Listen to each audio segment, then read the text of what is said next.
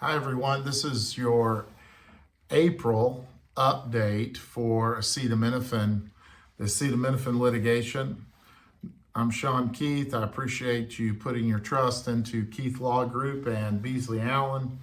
We're working hard on your cases and I'm trying to keep you updated as things happen, at least on a monthly basis. But last week was a really busy week in the acetaminophen MDL, which if you remember is in Manhattan, in New York, in front of Judge Coate.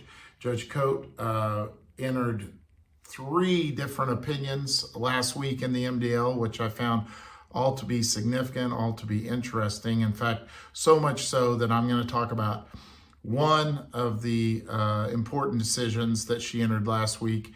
And then in a second video later, I'll probably be wearing the same outfit because I'm going to do it right after this one, but I'll release it in a couple weeks. It's about the science behind our failure to warn claims. If you remember this lawsuit, we are alleging that the manufacturers and the retailers of acetaminophen knew about the problems and the dangers and the studies in regards to the usage of acetaminophen during pregnancy and its connection to ADHD. So a lot of my clients ask me, Sean, what are we alleging? What's the science? Well, it's a failure to warn claim, but in a separate video, I'll talk a little bit about the science. The judge actually addresses it really kind of uniquely. Ties together, but I'll get on with the decisions that were entered last week. The important decisions, there were actually 2 decisions, and they were revolving around preemption. There are several hurdles that we as plaintiffs making claims against these manufacturers and these retailers have to get over as we go through this litigation. One of them, in every single mass tort or prescription drug or product liability case, one of them is the concept of preemption. I will explain it as simply as I can. It is a somewhat complicated legal theory or legal argument that even a lot of lawyers don't understand.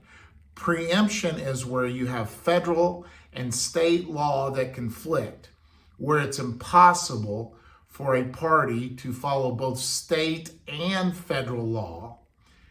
And in that case, the state law must give way. All of your claims, whether you're in West Virginia, New York, or California, or Texas, or wherever many of my clients are from the entire United States, we're applying state law, okay? So where state law and federal law conflict, then state law must give way to federal law. In regards to these cases, if a manufacturer or a retailer could have on its own strengthened the warnings on its labels without prior approval from the FDA, then your state law failure to warn claim shall stand.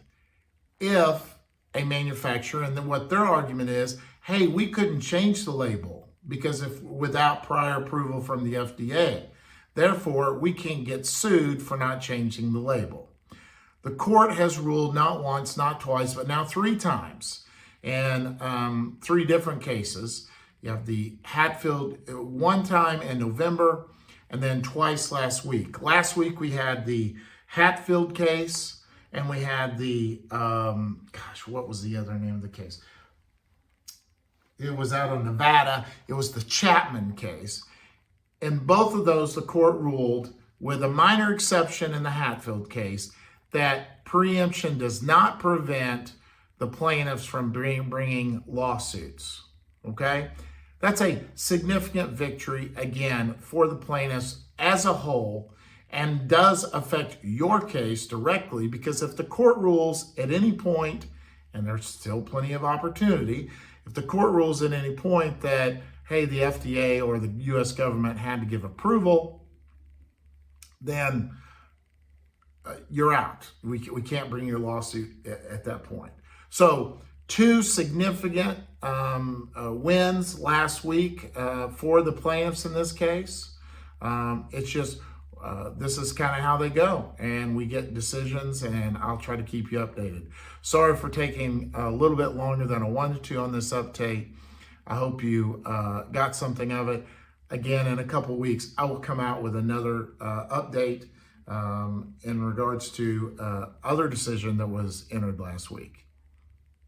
Until then, I'll talk to you later.